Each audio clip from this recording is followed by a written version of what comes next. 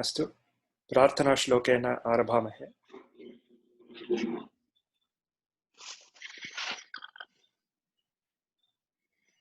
अस्तु।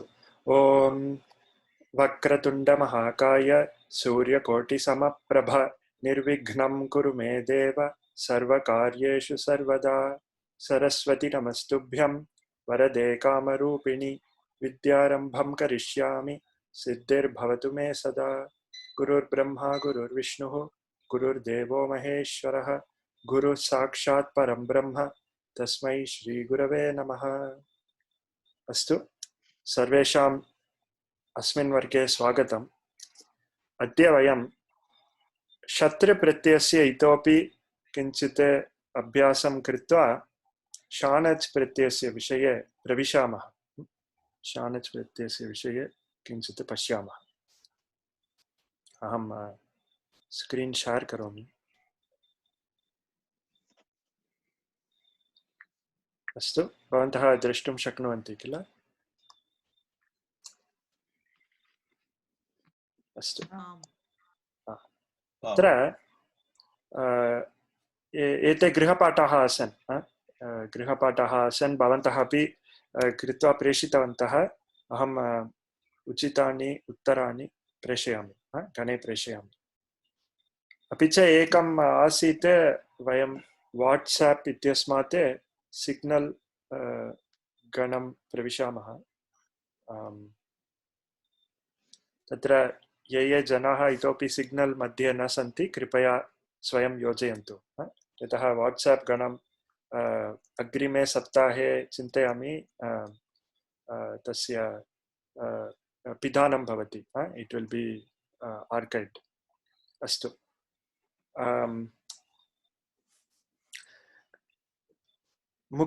अस्तु, इदानीं पुनः मुख्य अंशान् पुनरवलोकनं किञ्चित् कुर्मः।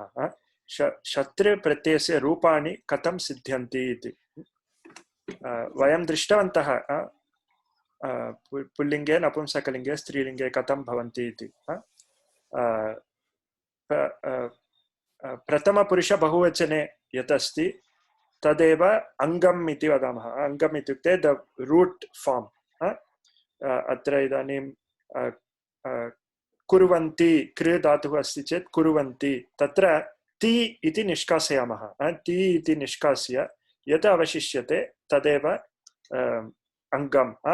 कुर्व इति, तत्र कुर्वन्ति इत्यत्र नकारः अस्ति, अतः कुर्वन् इति प्रथम एकवचनरूपं पुल्लिङ्गे। ददति इत्यत्र तकारः नास्ति इत्यतः ददत् इति रूपं प्रथम एकवचने। अन्यत् सर्वं ददत्, ददतौ, ददतः एवं वयं जानीमः, मरुत् शब्दवत्। अपि च क्षम्यतां, स्त्रीलिङ्गे वयं ज्ञातवन्तः यत् प्रथमपुरुषे एकवचनं द्रष्टव्यं। प्रथमपुरुषे एकवचने तत्र ति इत्यस्मात् पूर्वं ह्रस्व अकारः अस्ति चेत् नकारस्य आगमः भवति। अतः पठति, अत्र ह्रस्व अकारः अस्ति इति कारणात् पठन्ति इति तत्र स्त्रीलिङ्गरूपं। पठन्ति इति स्त्रीलिङ्गरूपं, परन्तु कृ धातोः करोति तत्र ओकारः अस्ति ति इत्यस्मात् पूर्वम्, अतः कुर्वति इत्येव रूपं भवति, न तु कुर्वन्ति। एतावत् पर्यन्तम् अस्माभिः दृष्टम्। अत्र प्रश्नाः सन्ति वा? अस्तु, अभ्यासान् अपि कृतवन्तः। गतकक्षायां नरेश महोदयस्य प्रश्नः आसीत्, षष्ठे गणे द्वितीये गणे केषाञ्चन धातूनां विकल्पेन रूपाणि नकारः आगच्छति उत न, एवं तत् कथम् इत्युक्ते अहं दृष्टवान्। अहमपि पूर्वम् एतस्मिन् विषये न ज्ञातवान्, परन्तु नियमाः सन्ति। वस्तुतः अष्टाध्यायी.com इति गच्छामः चेत् तत्र सैड् बार् नुदामः, व्याकरणलेखाः इति अस्ति एकम् अंशं। तत्र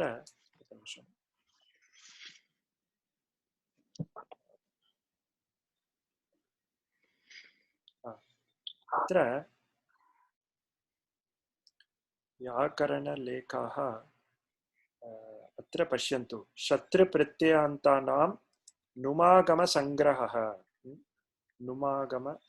नुमागमः इत्युक्ते नकारस्य आगमनम् आगमं कदा भवति इति अत्र पश्यामः चेत् दीर्घतया विस्तृततया सर्वं प्रतिपादितम् अस्ति प्रथमम् अत्र बहुवचनं रूपं किम् इति दृष्ट्वा तत्र ति इति अत्रैव लिखितमस्ति किं ति भागं निष्कास्य इत् इति योजयामः चेत् शत्रन्तं तकारान्तं प्रातिपदिकं सिद्ध्यति पठत् कुर्वत् अपि च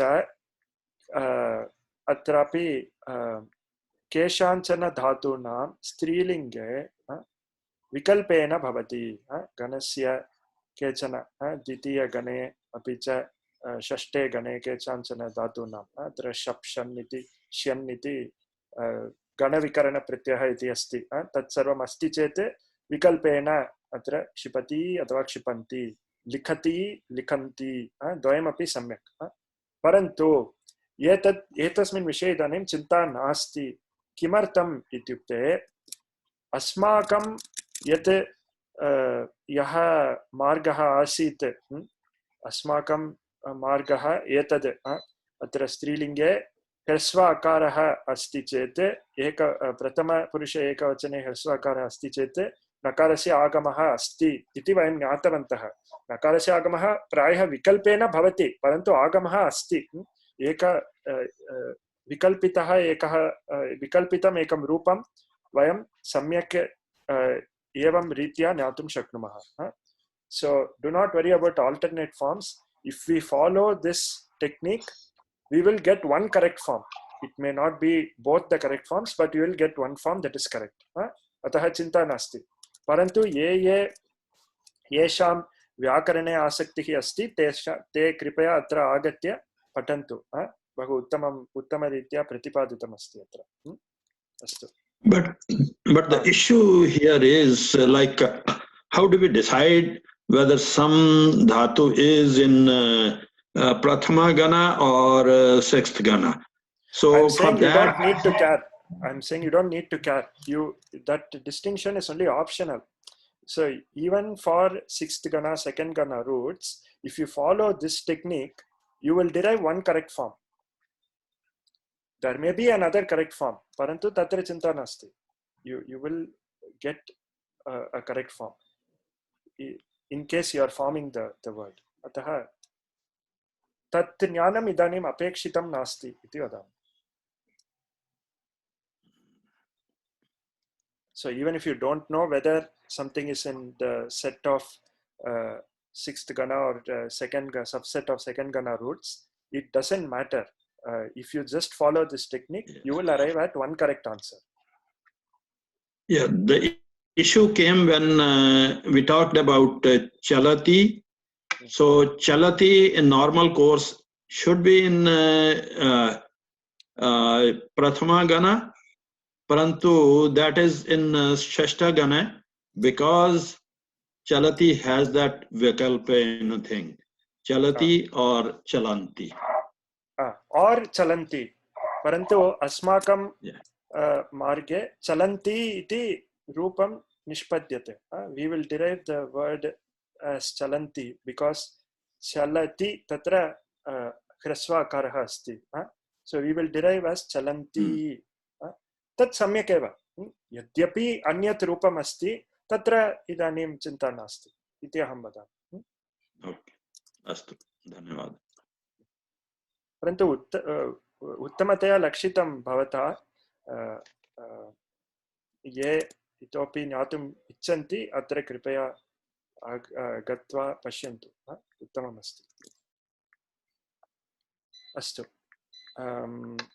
अपि च किञ्चित् आत्मनेपदं नाम किम् इति वयं दृष्टवन्तः अत्र classic example is of middle voices food is cooking in the cooker atra food is cooking food is doing the activity iva asti parantu actually the food is also receiving the activity of the cooking so it can be interpreted in both ways so it is called middle voice in the middle of active and passive तथापि it has more aspects of passive voice इति वयं दृष्टवन्तः अतः एव बहवः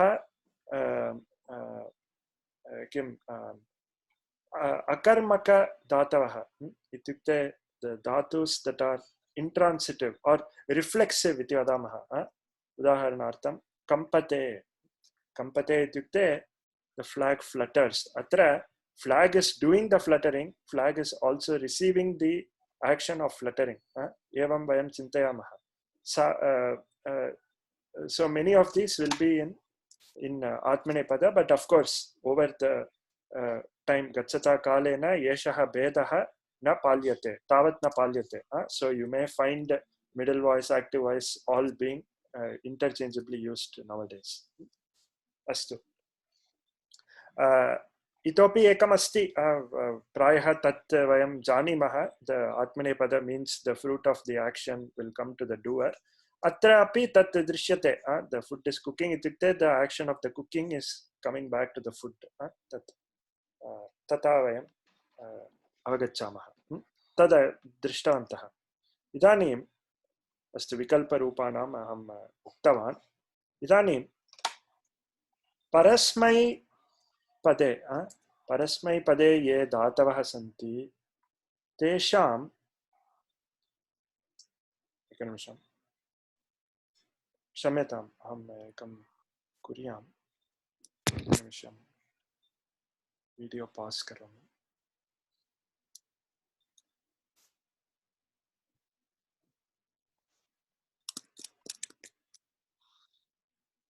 अत्र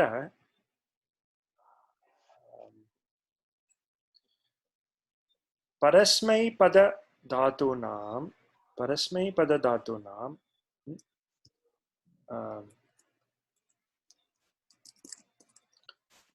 एवं वयं पूर्वं दृष्टवन्तः तत्र कोष्टके कृदन्तरूपाणाम् अपि च लकाराणां समन्वयः करेस्पाण्डेन्स् अत्र वयं दृष्टवन्तः लकाराः अत्र वर्तमाने शत्रु शानच् इति वयं दृष्टवन्तः परन्तु अत्र शत्रु कदा यदा धातुः परस्मैपदी अस्ति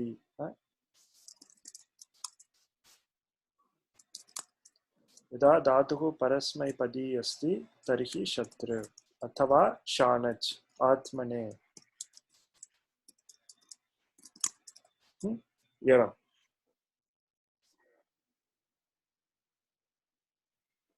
अतः परन्तु समानार्थकः यथा वयं दृष्टवन्तः तत्र वर्तमाने काले आरब्धम् अपरिसमाप्त्यर्थं started but not completed तस्मिन् अर्थे आत्मनेपद धातूनां कृते क्षम्यताम् आत्मनेपद धातूनां कृते शानच् प्रत्ययः उदाहरणार्थं वन्द् इति वयं जानीमः आत्मने अस्ति वन्द् अत्र एकं द्रष्टव्यं भवति शानच् शत्रु इति वयं दृष्टवन्तः शत्रु इत्यस्मिन् अत् ऋ अत्र अत् इत्येव अवशिष्यते अन्तिमे रूपे पश्यामः चेत् अत् इत्येव अवशिष्यते शत्रु पठत् इत्येव अवशिष्यते तथा शानच् अच् अत्र आन इत्येव अवशिष्यते आन इति अवशिष्यते अत्र वन्द् आन पुनः एकम् अत्र अस्ति मकारः आगच्छति मकारस्य आगमः वन्द मकारः आन वन्दमान इति रूपं सिद्ध्यति वन्दमान सहमान सेवमान लभमान तथा रूपाणि भवन्ति इदानीं कानिचन उदाहरणानि प्रथमं पश्यामः तदनन्तरं कदा मकारः आगच्छति तत्सर्वं पश्यामः अम् आगच्छति अम् वा अस्तु अस्तु अस्तु अत्र वस्तुतः विकरणप्रत्ययः इति एकम् अस्ति शप् किमपि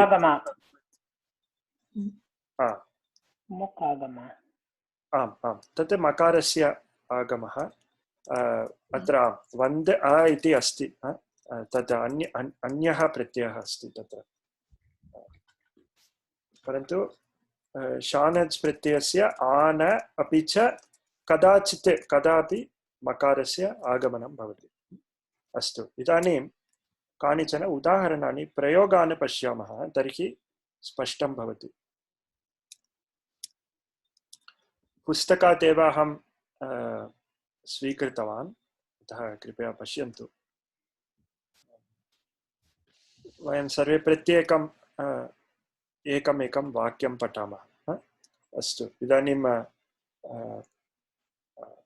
विपरीतदिश्यां गच्छामः अद्य राम महोदयः वक्तुं न शक्नोति अतः परमेश्वरन् महोदय भवान् कृपया एकम् अस्तु अत्र किं लिखितमस्ति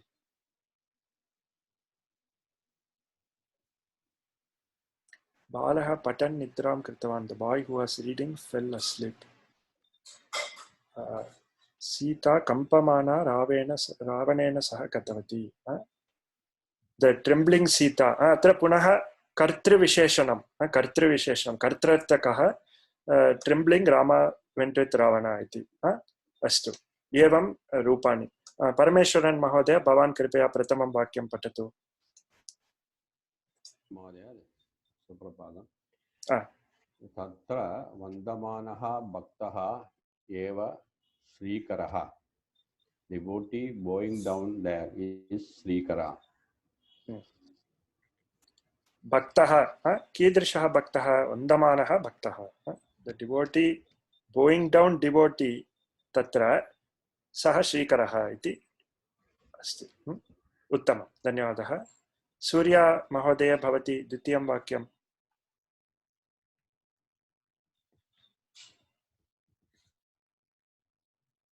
निर्मले आकाशे प्रकाशमानः चन्द्रः सर्वान् सन्तोषयति The moon shining in a clear sky delights all. एतद् अवगच्छति किल अवगतवती वा एतद् अस्तु निर्मले आकाशे प्रकाशमानः चन्द्रः कीदृशः चन्द्रः प्रकाशमानः अस्ति so if this were परस्मै then शत्रु अत्र प्रयोगः भवति आकाशे अस्तु द्योतमानः अपि पुनः आत्मनेपद एव अस्तु किमपि अस्ति चेत् पठन् चन्द्रः तथा रूपं भवति परन्तु अत्र आत्मने अस्ति चेत् प्रकाशमानः इति रूपम् अस्तु अग्रे मोहिनी महोदय भवती तृतीयं वाक्यं कार्यक्रमे भाषमाणः सन्तोषः अद्य मम गृहम् आगच्छति sorry so भाषमाणः सन्तोषः कीदृशः सन्तोषः भाषमाणः सन्तोषः सन्तोषः नाम अस्ति किल आम् नाम अस्ति अस्तु उत्तमं धन्यवादः कार्यक्रमे is order of work in the program whoever gave the speech that program आम् आम् प्रोग्राम फंक्शन तथा कार्यक्रमः अस्तु शैलजा महोदय भवती चतुर्थं वाक्यं कृपया। उद्याने वायुना कम्पमानाः वृक्षाः शिरः चालयन्तः इव दृश्यन्ते। कम्पमानः इति शानच् प्रत्ययान्तरूपं प्रथमा बहुवचने अस्ति, वृक्षाः इति तस्य विशेषणम्। उत्तमम् उत्तमम्। अत्र कः कर्ता? अस्तु, एतस्मिन् वाक्ये कः कर्ता इति न इति न पृच्छामि। कम्पमानः, कम्पनं, कः कम्पते, कः कम्पनं कारयति, कः कम्पयति? हेतुः अस्ति वायु, किन्तु वृक्षः एव कम्पमानं कम्पकार्यं वृक्षेण एव क्रियते। हेतुः अस्ति वायुः। उत्तमम् उत्तमम्। वायुः वृक्षं कम्पयति, द वायु मेक्स् द ट्री ट्रेम्बल, परन्तु वृक्षः एव trembles. Vrikshaha does the act of trembling. But here you can see, I mean, the usage of middle voice. Even though this sounds like a passive construction, tathapi atra atmane eva rupam. The tree trembled by the vayuna. Tatha. Shira chalayantah iva दृश्यन्ते. What does that mean? भवती वदतु, एतद् किं चालयन्तः इत्युक्ते किम्? To make it move, right? Make it go. कः प्रत्ययः अत्र?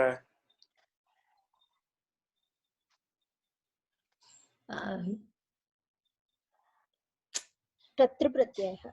Shatru, no, not Shatru. What is that? Iktava? I don't know, just guessing. Which pratyaya? No. Shatri eva. Shatri eva. Oh, chalayantah. Okay. Chalayati, chalati, chalayati. Chalayan, chalayantau, chalayantah.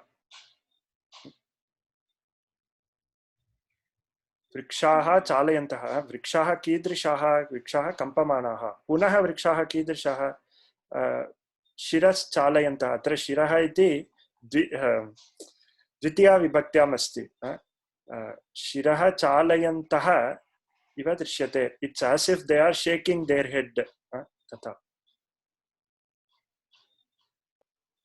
Isn't it nich pratyaya when something is caused versus chalati versus chalayati?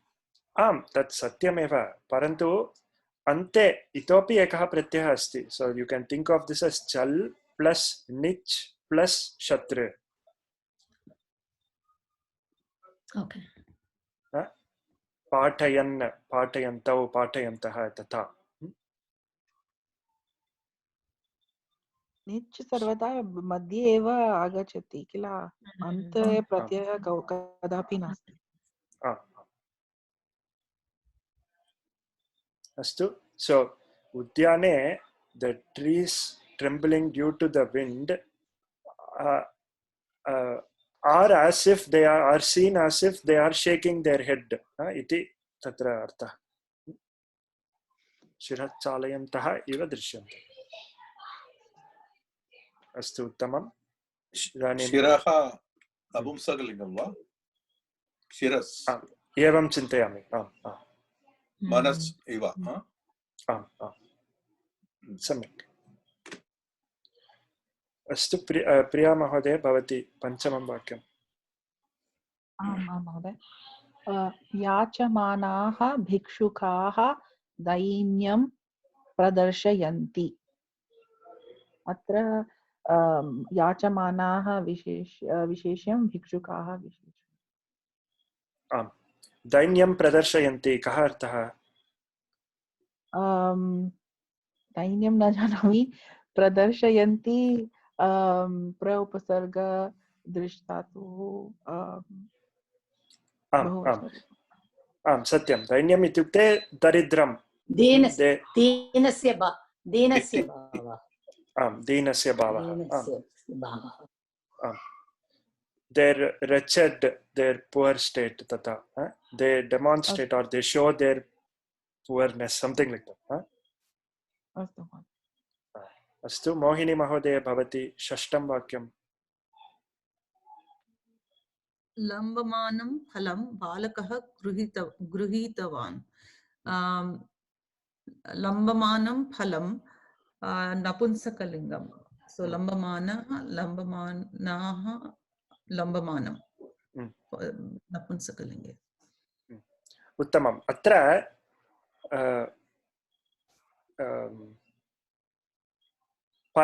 फलं लम्बमानम् इत्युक्ते फलमेव लम्बते किल फलमेव लम्बते so the phalam is doing the action of lambamana or hanging or the gravity is pulling it, we don't know, it is coming down like dangling or just the weight, like I don't know.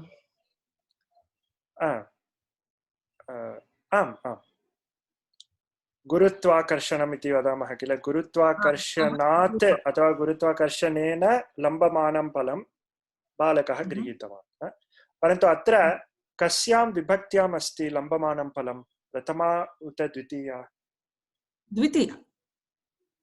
द्वितीया बालकः इति प्रथमायाम् अस्ति लम्बमानं फलम् इति द्वितीया उत्तमम् अस्तु धन्यवादः अग्रे अनुराधा महोदय भवती सप्तमं वाक्यं कृपया करोतु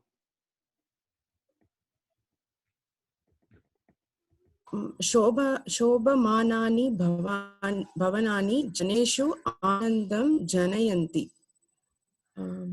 buildings that are decorated cause delight in people शोभमानानि भवनानि जनेषु आनन्दं जनयन्ति okay so it is describing the houses नपुंसकलिङ्गं बहुवचनं का विभक्तिः शोभमानानि भवनानि जनेषु प्रथमा विभक्ति सम्यक् that शिरः चालयन्तः that is नपुंसकलिङ्गं no सत्यं so then it should be chalayat chalayati chalayanti na or am I confused न अत्र चालयन्तः I think is masculine and neuter, it says when I looked at Sanskrit dictionary. तत् भवतु परन्तु चालयन्तः कस्य विशेषणं what is it adjective of वृक्षाः चालयन्तः कम्पमानाः they are both trembling and शिरश्चालयन्तः shaking their head okay because it is close by I thought shiraha it is describing shiraha okay शिरः वस्तुतः अत्र द्वितीया विभक्त्यां परन्तु चालयन्तः अत्र प्रथमा बहुवचने okay अस्तु उत्तमम् शारदा महोदय भवती अष्टमं वाक्यं करोतु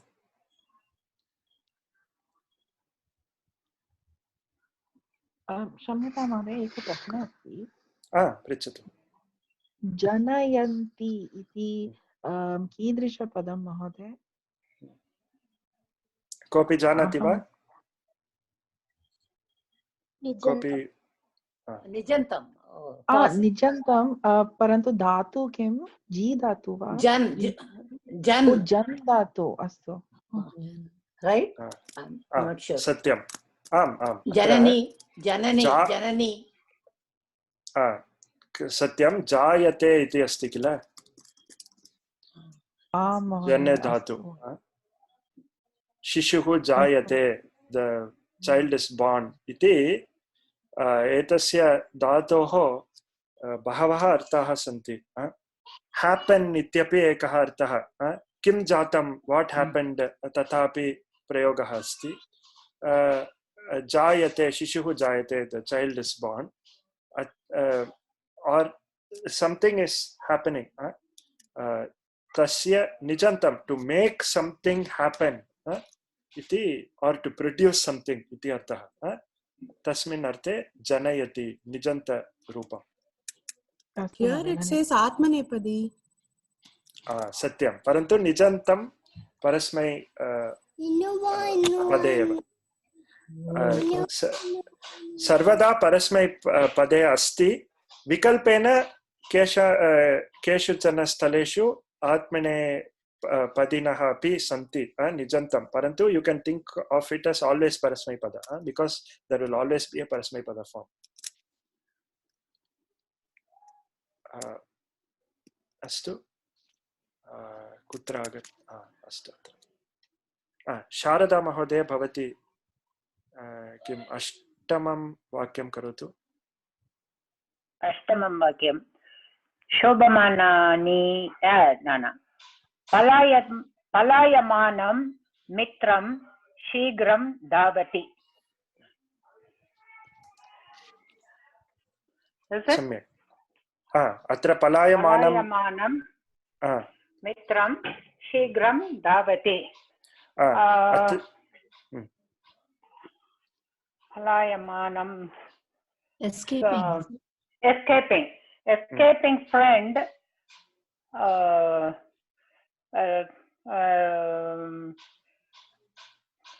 jumps quickly, runs quickly.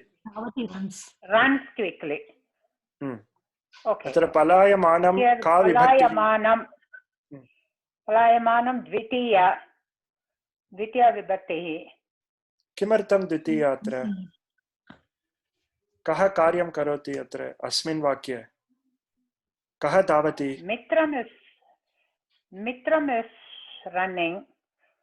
मित्रम् is so पलायमानं मित्रं शीघ्रं धावति. So he is running. Yeah. Oh, मित्रं प्रथमा विभक्ति. Okay. कीदृशं मित्रं? पलायमानं मित्रं. पलायमानं. Okay.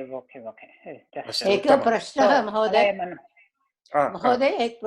पलायमानम is more like being chased, right? पलायमानः being chased. पलायमानः escaping. Okay. Escaping. प्रथमा नपुंसकलिङ्गं मित्राणि पलायमानं पलायमाने how is it? पलायमानानि मित्राणि. Okay. पलायमानानि शीघ्रं धावति. Okay. अस्तु. One more doubt. पलायमानं मित्रं शीघ्रं धावन्तं पश्यामि. Then it becomes द्वितीया विभक्ति, right? पलायमानं मित्रं शीघ्रं धावन्तं पश्यामि. द्वितीया विभक्ति also the same thing. So same thing, yeah. धावन्तं शीघ्रं धावन्तं पलायनं मित्रम् अहं पश्यामि तथा. उत्तमम्. अस्तु अग्रे नवमं भाग्या महोदय. कार्यम् आरभमाणा शीला देवं प्रार्थितवती. शीला विशेषम् आरभमाणा विशेषणं. कार्यम् आरभमाणा Sheela who is beginning her work prayed to God. देवं प्रार्थितवती. उत्तमम्. अत्र प्रश्नाः सन्ति वा? सुलभमेव किल? प्रथमा विभक्ति अस्ति आरभमाणा शीला. अत्र पश्यन्तु स्त्रीलिङ्गे आ इति टाप् इति प्रत्ययः. सो द स्त्रीलिङ्ग परिवर्तने प्रायः विकल्पद्वयम् अस्ति. एकमस्ति ई इति भवति. कुमारः कुमारी इति भवति. अत्र शत्रुप्रत्यये वयं दृष्टवन्तः पठन् पठन्ति इति, न तु पठन्ता, पठन्ति इति अस्ति. अत्र तु आ इति भवति. आरभमाणा आरभमाणी इति नास्ति. शानच् प्रत्ययस्य स्त्रीत्वं टाप् इति प्रत्ययेन प्रदर्श्यते, द्योत्यते. आरभमाणा इति. अस्तु उत्तमम्.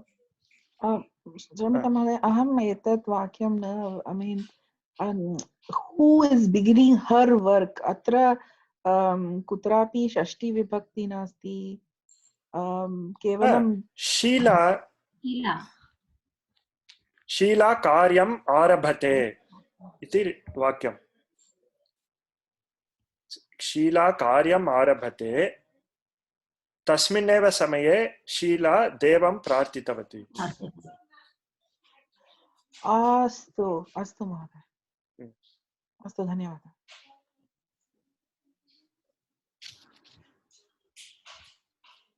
अस्तु वेङ्कटरामन् महोदय, भवान् दशमं वाक्यं करोतु। पचमाना पाचिका पाकशालां स्वच्छं स्थापयति। स्त्रीलिंग एकवचनं पचमाला पाचिका, पाकशालां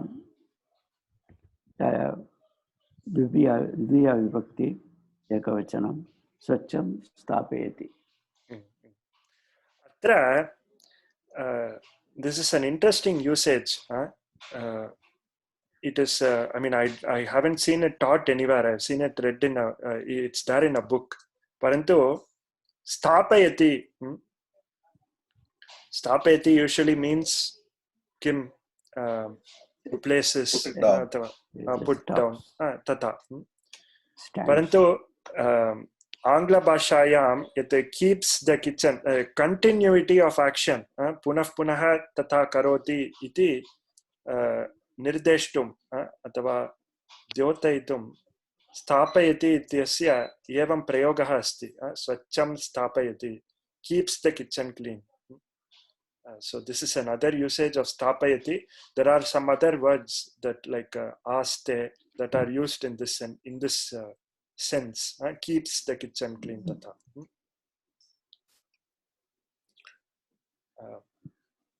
अत्रापि आङ्ग्लभाषायां पश्यामः चेत् क्रियाद्वयम् अस्ति। अत्र कीप्स् एकं वर्ब्, क्लीन् इति अस्तु अत्र वर्ब् इति नास्ति, परन्तु इट् इस् इण्डिकेटिङ्ग् अन् आक्षन्। स्वच्छं स्थापयति, कीप्स् इत्यस्मिन् अर्थे स्थापयति।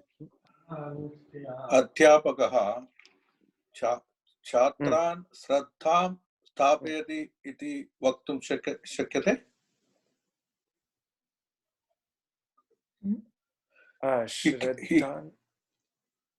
Shraddham, he captures the attention continuously.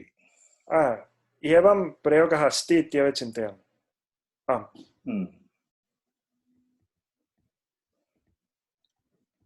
अस्तु, एतेषु विषयेषु भवन्तः इतोपि पठितुम् इच्छन्ति चेत् there is a very good book by Apte called Sanskrit Composition. तत्र सः एतादृशम् idioms दर्शयति. He lists a lot of idioms like this and their equivalent in English. अस्तु, इदानीं जनेव महोदय भवान् एव 11 वाक्यं करोतु। बाधमाना शिरोवेदना शीघ्रं न निर्गच्छति। प्रथमा विभक्ति एकवचनं स्त्रीलिंगं, विशेष्यं शिरोवेदना, विशेषणपदं बाधमाना, बाधमाना affected headache doesn't go away fast. Badhamana, the troubling headache. Okay. Atra पीड इति धातुः अस्ति, पीडयति। बाधमाना इत्यस्मिन् स्थाने पीड इति धातुम् उपयुञ्ज्महे चेत् वाक्यं कथं भवति? पीड means पीडयति or पीडयते? पीडयते? न पीडयति न परस्मै। पीडयन्ति शिरोवेदना शीघ्रं न निर्गच्छति। उत्तमं। पीडयन्ति शिरोवेदना शीघ्रं न निर्गच्छति। उत्तमम्। अस्तु, हेमा महोदय भवती पीड्यमाना पीड्यमानः अपि न न न न न न अस्ति तत्र इदानीं न गच्छामः. If we introduce कर्मणि शानच्, there will be a lot of confusion right now. अग्रे पठामः निश्चयेन. Sorry. चिन्ता नास्ति. अधीयानाः छात्राः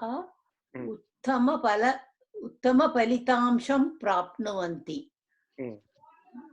छात्राः masculine, I mean prathama vibhakti, then adhiyanaha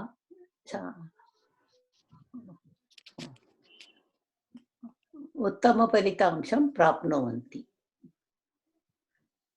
The students who study well, they get a good result. They get the fruits of the action. उत्तमम्. फलितांशः वस्तुतः इदानीं वयं गूगल् गच्छामः, तत्र किमपि अन्वेषणं कुर्मः, रिसल्ट्स् इति आगच्छति किल, तस्य संस्कृते फलितांशः इति वदामः. द रिसल्ट्स्, उत्तम रिसल्ट्स्. एवं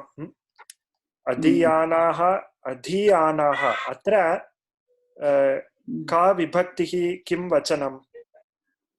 धी plus धी to learn. It is plural, I mean. वस्तुतः इति धातुः, अधि इति उपसर्गः. आम्. विभक्तिः का? प्रथमा. अधीयानाः छात्राः. कीदृशाः छात्राः? अधीयानाः छात्राः. उत्तमम्. Adhyanaah means those who studied well. Study. The studied well students उत्तम फलितांशं प्राप्नुवन्ति. Studying well, right? Adhyanaah. Studying well. सत्यं.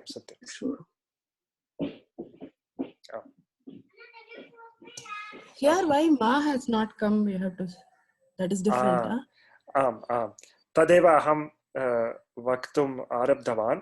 अत्र एतावत् इतोपि पश्यामः चेत् अत्र मान इति नास्ति. किमर्थम् इति अहं वदामि.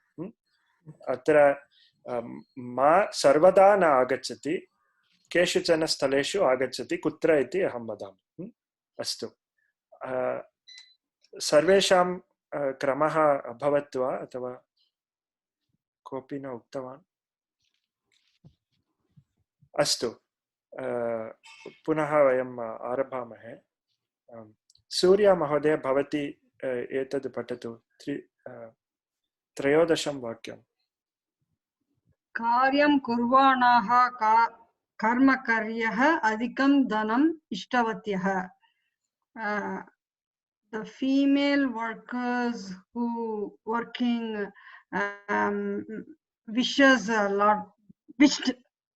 a lot of money.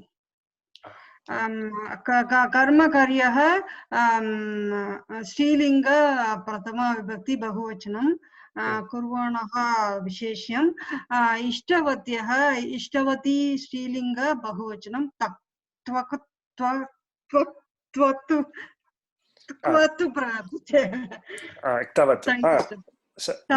सम्यक्. उत्तमम्. अस्तु, परमेश्वरन् महोदय, भवान् 14 वाक्यं कृपया पठतु. शयानाः वृद्धाः प्रातः उष्णपानीयम् इच्छन्ति. वृद्धाः इति विशेष्यं, शयानाः विशेषणं, बहुवचने अस्ति. The sleeping old ladies like hot drinks in the morning. अत्र अस्तु, लेडीस् अथवा मेल् आल्सो भवितुम् अर्हति. वृद्धा अथवा वृद्धः द्वयोरपि बहुवचनरूपं वृद्धाः. अत्रापि शयानः शयानाः. अस्तु.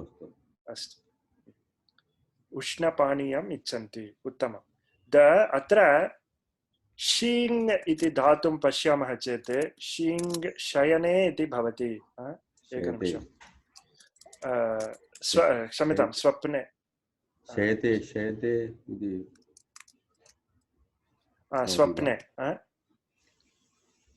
शीङ् स्वप्ने अत्र स्वप्ने इत्युक्ते टु ड्रीम् परन्तु शीङ् इति धातोः बहवः अर्थाः सन्ति one is to dream another is to sleep yet another one is to lie down lying down ye shayanam kurvanti ityukte those who are lying down tasmineva arte atra prayujyate shayanaha vrittaha ityukte the lying down old people they cannot be sleeping when they are wanting tava astu in their swapne they can be wanting parantu here they are lying down अस्तु प्रिया महोदय भवती समापयतु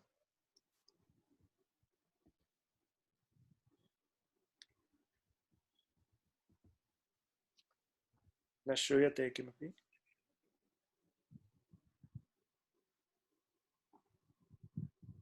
प्रिया महोदय भवती अस्ति वा अस्तु नास्ति इति चिन्तयामि मोहिनी महोदय भवती समापयति वा भुञ्जानाः भगिन्यः मधुरं न स्वीकुर्वन्ति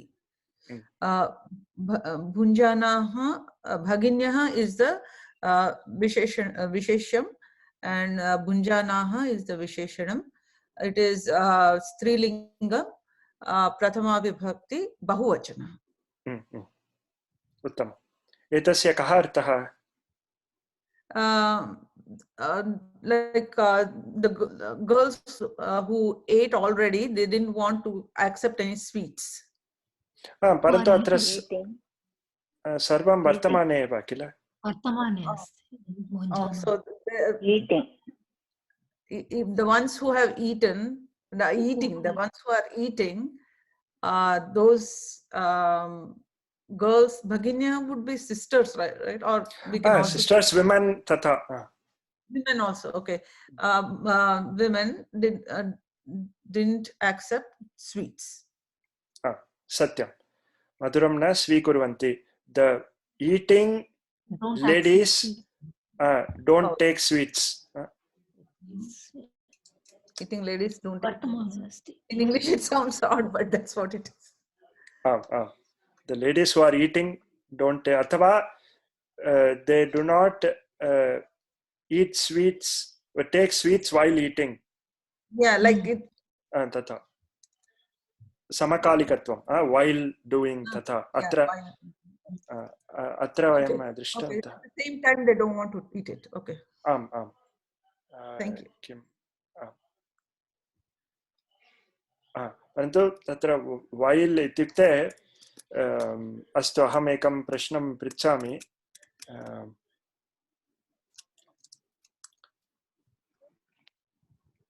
अत्र डोंट ड्रिंक एंड ड्राइव इति अस्ति किल अथवा अस्तु डोंट ड्रिंक while ड्राइविंग इति नास्ति डोंट टेक्स्ट एंड ड्राइव इति चिन्तयामः एतद् कथं संस्कृते वदामः मोहिनी महोदय भवती एव वदतु ड्राइव would be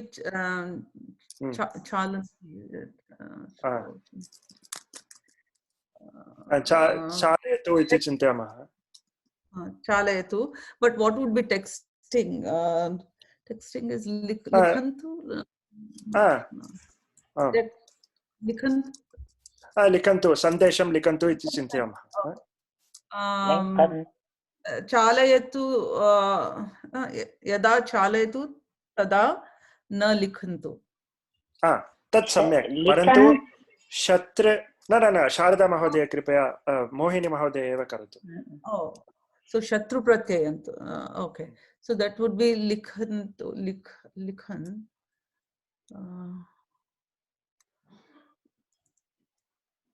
अस्तु अहम् एवं वदामि डोंट टेक्स्ट while ड्राइविंग एवं चिन्तयामः तर्हि किं भवति driving vehicle Okay. Vahanam chalayan. No, chalyat. Vahanam chalayat. Na likhantu. Na likhatu. Sorry, na likhatu. अस्तु मा लिखतु मा लिख किमपि एतत् सम्यक् वा अस्तु अत्र भवान् इति चिन्तयन्तु भवान् भवान् we can say bhavan not like the madhyam purusha न न मोहिनी महोदय एव एतत् वदतु अत्र दोषः एकः अस्ति वा okay let me see vahanam chalayat bhavan ma likhatu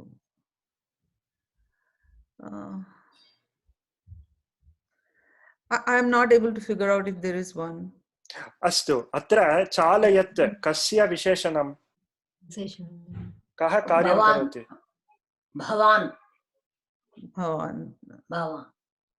yeah so it shouldn't be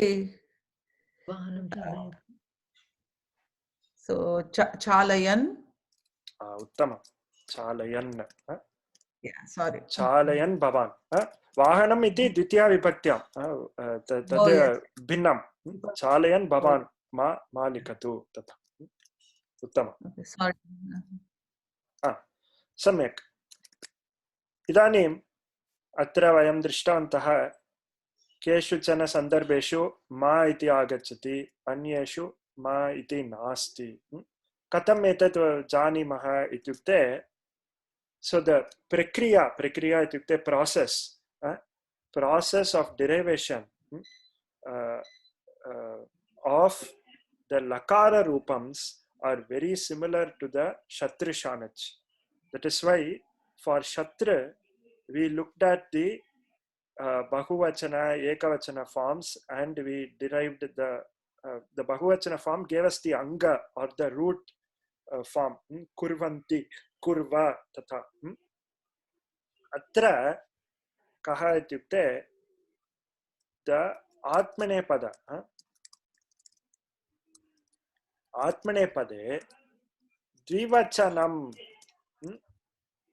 द्विवचनं रूपं द्रष्टव्यं द्विवचने किम् अस्ति शी इति धातुः अस्ति तस्य शेते शयाते शेरते इति अस्ति द्विवचने shayate. This form is the most similar to shanach. From this you can get the anga. Anga is the root to which you add other suffixes. Shayate, shaya, atra te iti asti. Tade nishkasayantu. Te iti asti, tat nishkasayantu. Ataha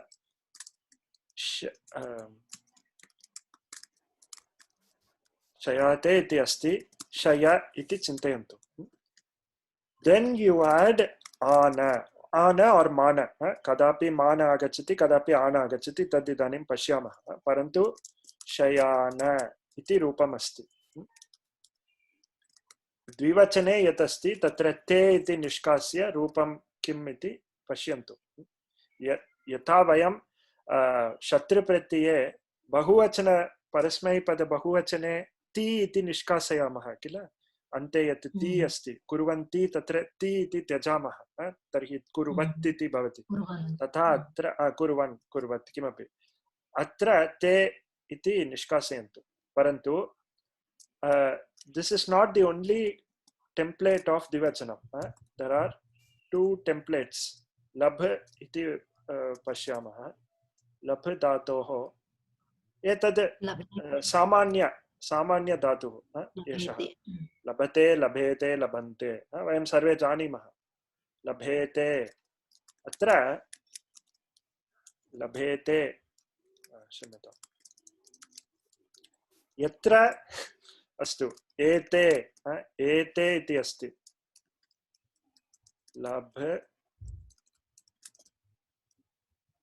लभेते यत्र एते इति अस्ति तत्र मकारस्य आगमः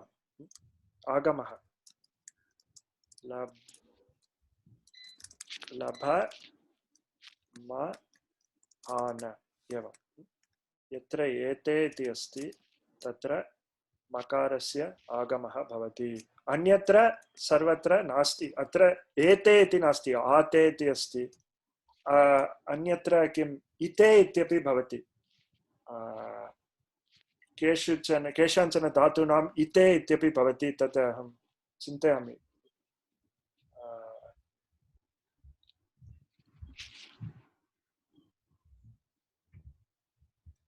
अस्तु इदानीं मनसि किमपि न आगच्छति अहं दृष्ट्वा वदामि परन्तु एते इति कुत्र अस्ति तत्र मा इत्यस्य न दीयते इति कर्मणि प्रयोगः तत्र इदानीं मास्तु वन्दते वन्देति वन्दन्ते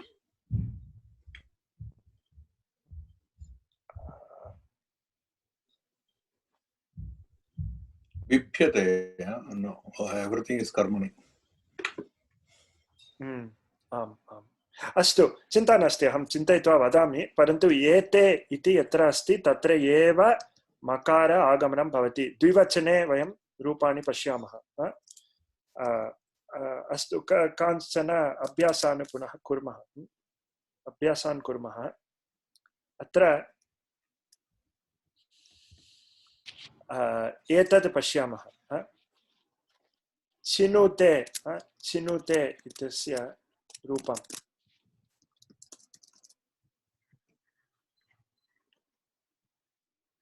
चिन्वाते चिन्वाते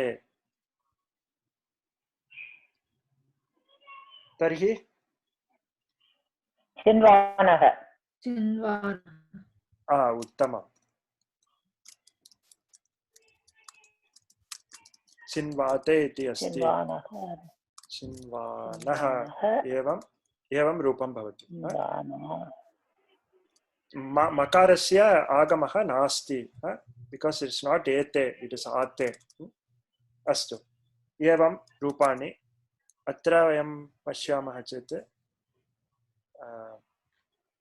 चिनुते अधीते अस्तु एते सर्वे भवन्तः द्रष्टुं शक्नुवन्ति देर् आर् रूपाणि you can look at the द्विवचनम् and then decide what the form is that will give you the अङ्गम् इदानीम् अस्तु अभ्यासान् वयम् अग्रे कुर्मः अहं नूतनविधाने एकम् अभ्यासम् इदानीं कुर्मः रुद्रप्रश्नः इति अस्ति किल प्रायः रुद्रं चमकम् इति नाम्ना वयं जानीमः कः वा का अत्र जानाति वक्तुं जानाति पारायणं कर्तुं जानाति अहं जानामि अस्तु उत्तमम् इदानीं अहं वक्तुं शक्नोमि अस्तु उत्तमं शारदा महोदय भवत्याः एकः प्रश्नः आसीत् वा सर्वम् आत्मनेपथ्यरूपेण अद्य दृश्यते कुत्र रुद्रं न न न तथा नास्ति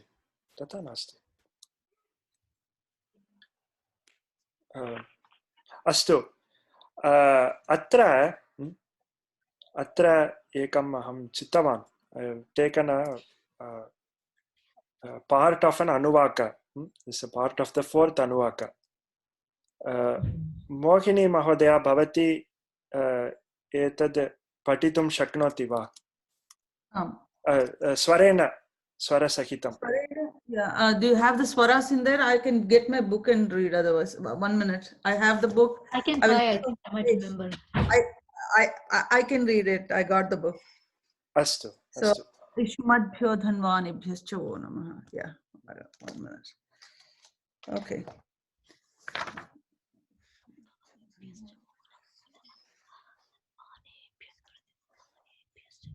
This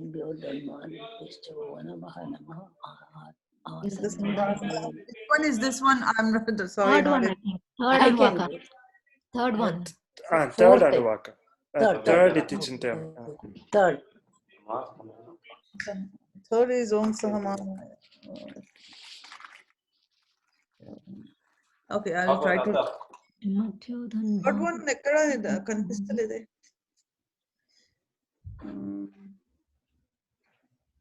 It is the third anuvaka, I remember. Third ledu. Third and third is Namasahamanaya Nivyadina. This is in between, okay? This in between samvad. Aham samyak na smarami. Parantu kepi kenapi swarah jnatah chete kripaya vadantu. Ishmadbhyo danva namaha tanvanebhyo pratidadaanebhyascha vo namaha nama ayachadbhyo visrichadbhyascha vo namaha namosyadbhyo vidyadbhyascha vo namaha nama asinebhyo shayanebhyascha vo namaha namaspapabhyo jagratbhyascha vo namaha Namastistabhyo davadbhyascha vo namaha namasabhabhyo sabhapatibhyascha vo namaha namo ashwebhyo ashwapatibhyascha vo namaha namo vratebhyo. अस्तु उत्तमम् उत्तमं तावत् पर्याप्तम्. अत्र रुद्रप्रश्ने किं क्रियते इत्युक्ते रुद्रस्य किम् अवताराः सन्ति, तेभ्यः सर्वेभ्यः नमः इति वदामः. बहवः रुद्राः सन्ति, अन्य बहुविध रुद्राः सन्ति, तेभ्यः सर्वेभ्यः नमः इति वदामः. अत्र किमपि ज्ञायते वा by looking at the words here? अस्तु अत्र प्रायः सन्धिः क्रियते, अतः अत्र नमः अस्यद्भ्यो इति सर्वम् अस्ति, परन्तु एतद् दृष्ट्वा किमपि ज्ञायते वा? Can you recognize any pratyayas or any words here?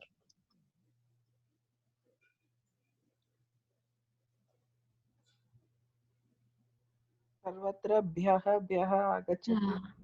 भ्यः आगच्छति, यतः नमः किल चतुर्थी विभक्तिः. अस्तु. But can you recognize some pratyayas here?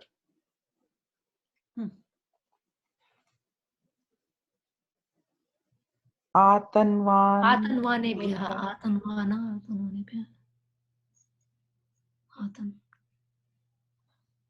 प्रतिदधान.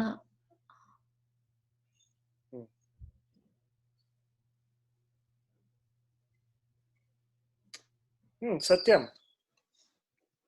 कः प्रत्ययः? शाणच्. उत्तमम्. शाणच् प्रत्ययस्य चतुर्थी विभक्तिः. अत्र पश्य शयानेभ्यः शयानेभ्यः. अस्तु, इतोपि एकः प्रत्ययः अस्ति. कः? अस्माभिः पठितः प्रत्ययः.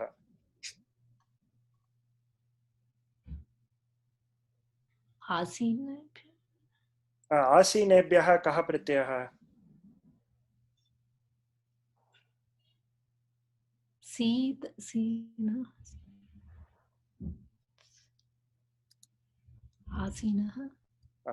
वस्तुतः अस्तु, अत्र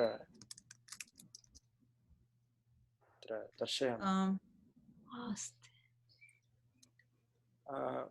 अस्तु, आसीने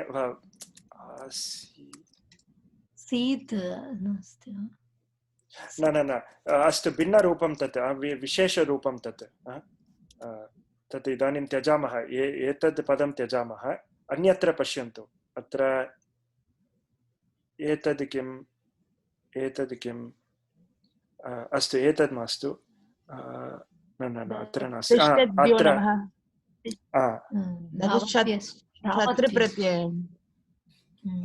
शत्रुप्रत्ययः.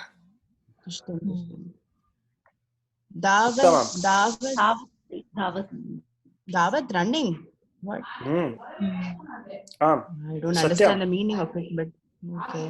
न इदानीं Who is- अस्तु Okay, okay. The person who stands and runs at the same time must be God. Something like that, I think. अत्र तिष्ठद्भ्यः नमः, धावद्भ्यः नमः।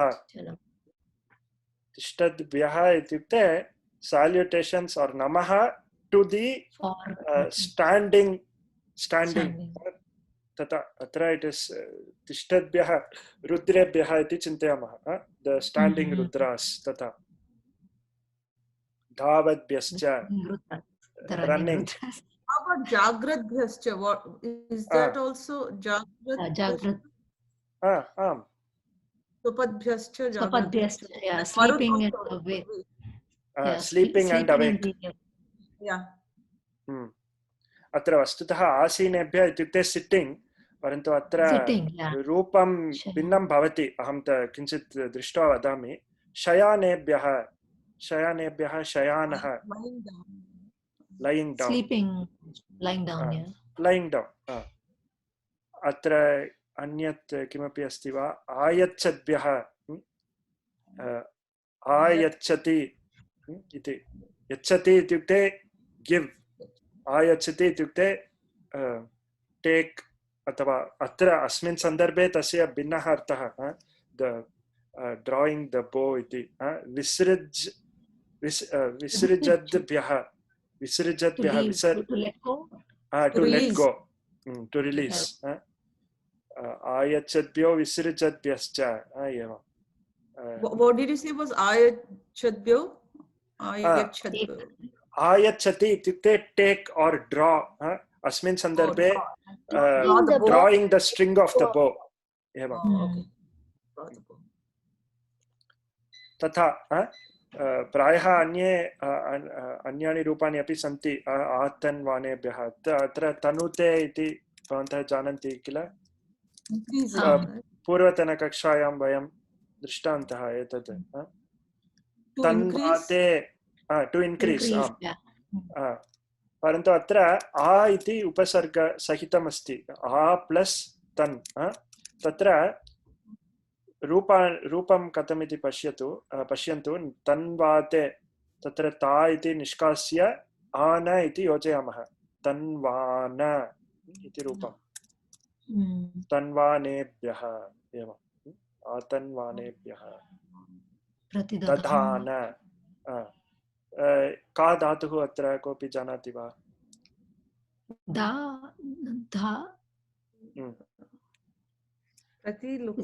right? Dantana.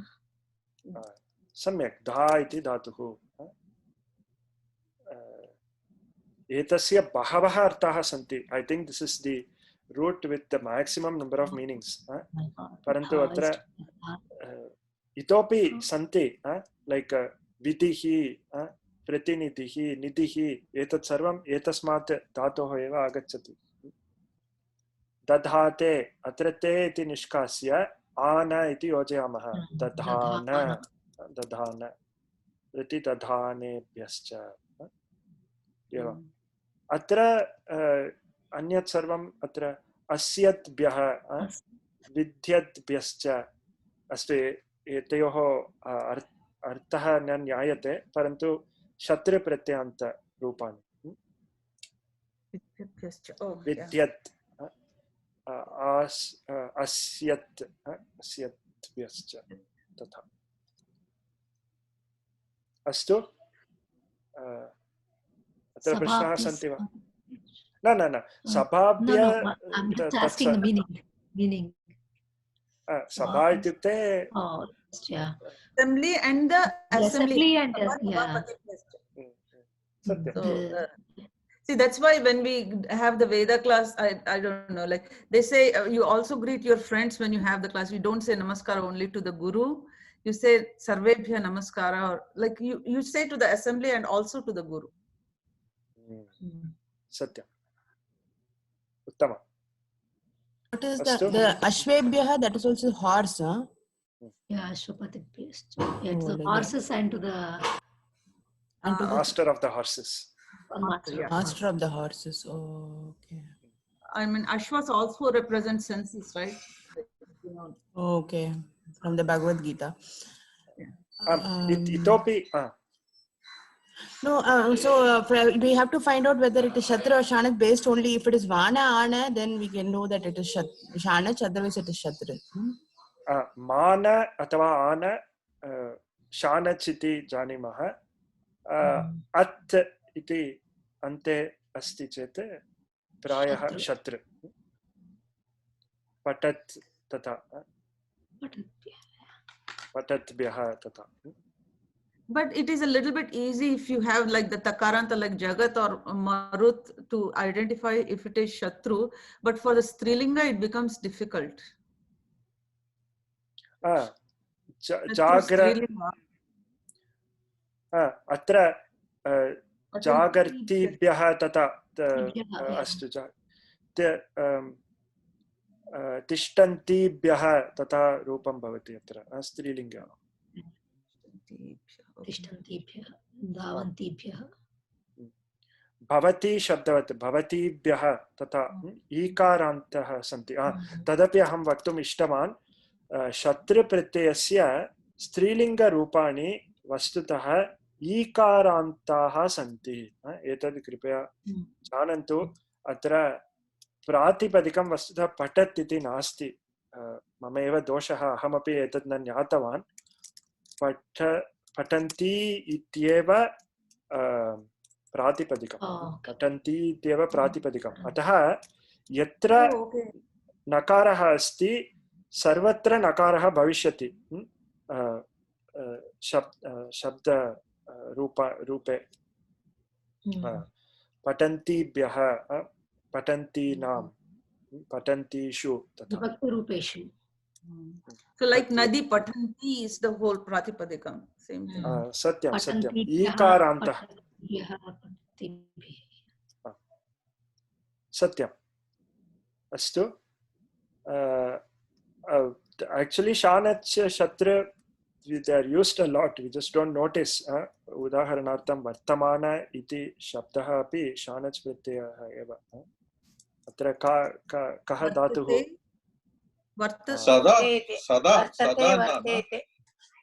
Sadana.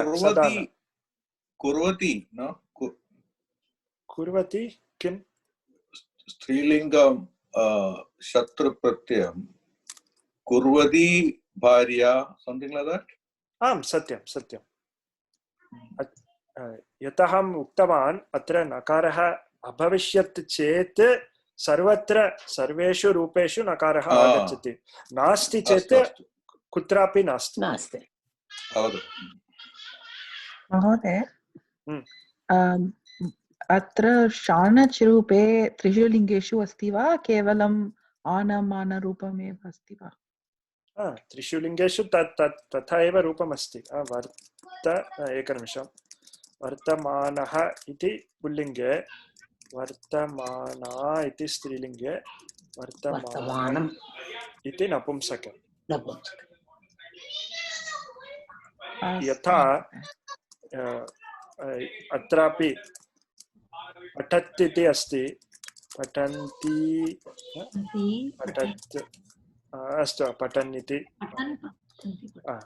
अत्र पश्यन्तु अत्र एतदेव उक्तवान् अत्र स्त्री प्रत्ययः ङीप् इति अस्ति so the way to convert the shatra to strilinga is using the e form whereas for shanach it is the a form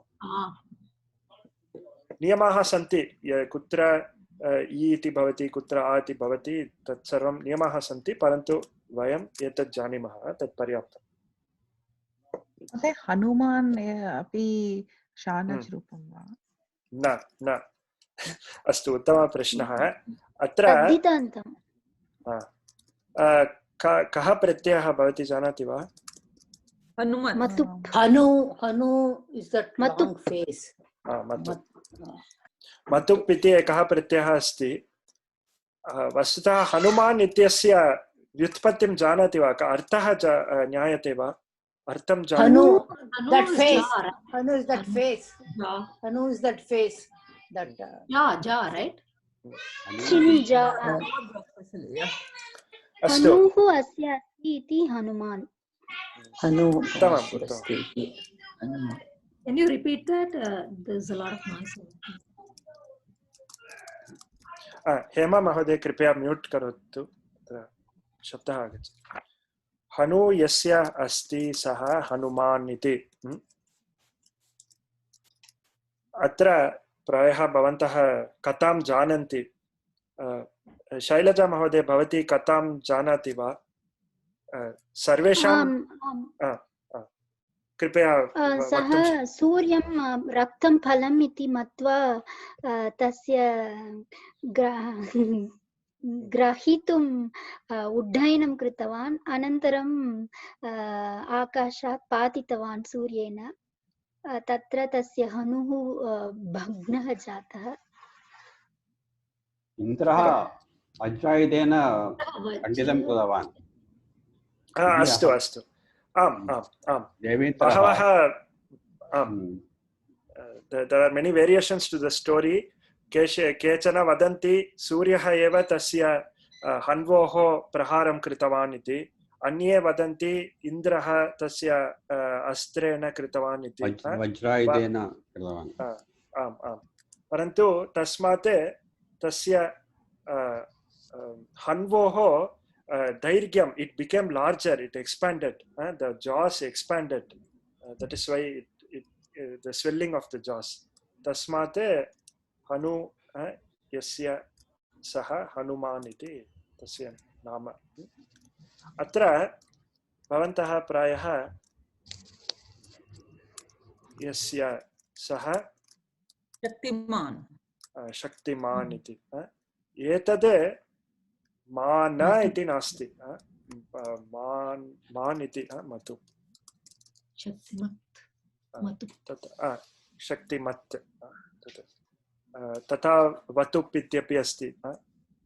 बलः यस्य सः बलवान्, बलवान् इति वदामः, बलवान् इति, तथा अन्ये प्रत्ययाः, परन्तु उत्तमप्रश्नः। अस्तु, So the Pradipadikam would be Hanumat or Shaktimat or Balavat. उत्तमम्, Like the Padanta. उत्तमम्, हनुमत् इति प्रातिपदिकं। सम्यक्। मोहन नाम किमर्थं मोहनः वदति? मोहन इति वक्तुं शक्यते वा? संस्कृते तु प्रायः अन्ते अह इत्येव श्रूयते, विसर्गेण एव श्रूयते। संस्कृते व्युत्पत्तिः मुह् इति धातुः अस्ति, तस्मात् ल्युट् इति प्रायः प्रत्ययः, तथा एवं तस्य व्युत्पत्तिः। तर्हि पुल्लिङ्गे विसर्गेण एव समाप्यते। धन्यवादः। अस्तु, तर्हि भवन्तः ज्ञातवन्तः इदानीं मुख्यः अंशः आत्मने पदीनां धातूनां कृते वर्तमाने यथा शत्रुप्रत्ययः परस्मैपदीनां धातूनां कृते आसीत् तथा एव शानच् प्रत्ययः। अत्र अर्थभेदः नास्ति। केचन धातवः उभयपदिनः सन्ति इति वयं जानीमः। आत्मने अपि तेषां रूपाणि सन्ति, परस्मैपदे अपि तेषां रूपाणि सन्ति। कृ इति धातुः प्रसिद्धः, तत्र करोति इति परस्मैपदरूपम्। आत्मने रूपं किम्? कुरुते कुरुते कुर्वात्, कुरुते कुर्वाते कुर्वन्ते, कुरुते कुरुते कुर्वाते कुर्वाते इति द्विवचनम्। अत्र बहुवचने कुर्वन्ति। अतः शत्रु प्रत्ययम् उपयुज्य अपि इदानीं कार्यं कुर्वन् सः गच्छति, किमपि सः तिष्ठति, एवम् अत्र कुर्वन् इत्यस्मिन् स्थाने क्रियमाणः कुर्वाणः कुर्वाणः कुर्वाते तत्र ते इति निष्कासयामः तस्मिन् स्थाने आन इति योजयामः चेत् कार्यं कुर्वाणः सः तिष्ठति। वस्तुतः अत्र नत्वम् इत्यपि एकः विषयः अस्ति, तद् प्रायः अग्रे पश्यामः। नकारः भवति कदा इति। परन्तु एवं रूपमेव भिन्नं, परन्तु अर्थः समानः अर्थः। सः कार्यं कुरुते, सः कार्यं करोति, तथा अर्थः समानः। अत्र प्रश्नाः सन्ति वा? So in a lot of older textbooks, and when like Panditas speak, they use kurvanaha, this form a lot. Atah janantu.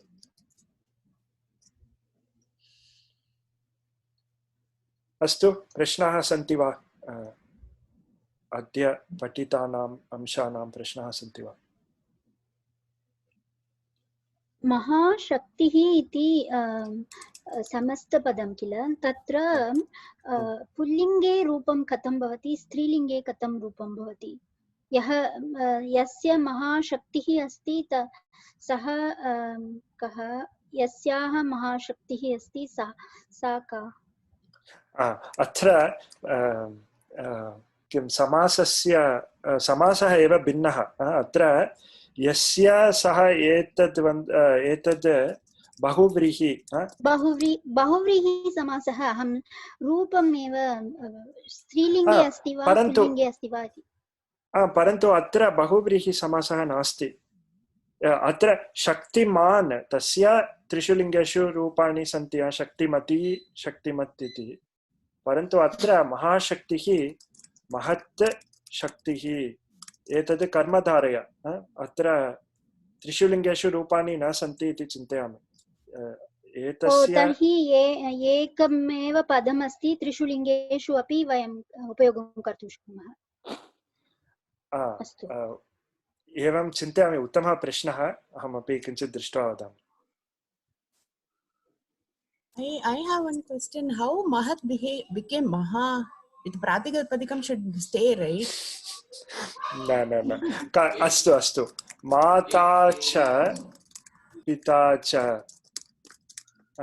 एतद् किं द्वन्द्वसमासः? माता पितरौ। किमर्थं मातृपितरौ इति नास्ति? If always the Pratipadikam has to stay, it should be matru eva kila. That is my question. समस्तपदे महत् महा एव भवति। तत्र आमां नियमाः सन्ति, कदा रूपाणि इति सर्वं नियमाः सन्ति। महोदय, भवान् शक्तिमान् शक्तिमती इति उक्तवान्, तत्र भिन्न अस्ति वा? शानच् रूपे आ एव अस्ति स्त्रीलिङ्ग पदम्। अत्र शानच् प्रत्ययः नास्ति, परन्तु शानच् प्रत्यये स्त्रीलिङ्गरूपाणि एवमेव आ एव भवति, कदापि इ इति न भवति, आ एव भवति सर्वदा। अस्तु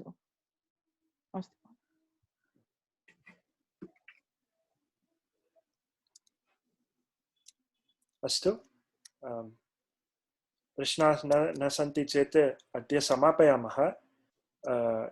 वयं किं कुर्मः, अग्रिमे वर्गे इतोपि शानच् प्रत्ययान्तस्य अभ्यासान् कृत्वा अग्रे गच्छामः। किञ्चित् अहं यद्यपि अस्माकं पाठ्यक्रमे सिलेबस् मध्ये नास्ति, तथापि अहं किञ्चित् कर्मणि शानच् इत्यस्मिन् विषये अपि वक्तुम् इच्छामि। अपि च भविष्यति शानच् लृट् लकारस्य अर्थे इत्यपि अस्ति, तदपि अस्माकं पाठ्यक्रमे नास्ति, परन्तु अहं किञ्चित् तस्मिन् विषये अपि वदामि। अस्तु। एतेन अद्य वयं समापयामः। मङ्गलश्लोकम् उक्त्वा विरमामः। ॐ पूर्णमदः पूर्णमिदं पूर्णात् पूर्णमुदच्यते पूर्णस्य पूर्णमादाय पूर्णमेवावशिष्यते। ॐ शान्ति शान्ति शान्तिः। हरिः ओम श्री गुरुभ्यो नमः। हरिः ओम। अस्तु, धन्यवादः। धन्यवादः। धन्यवादः महोदय। धन्यवादः। To pass the other two exams,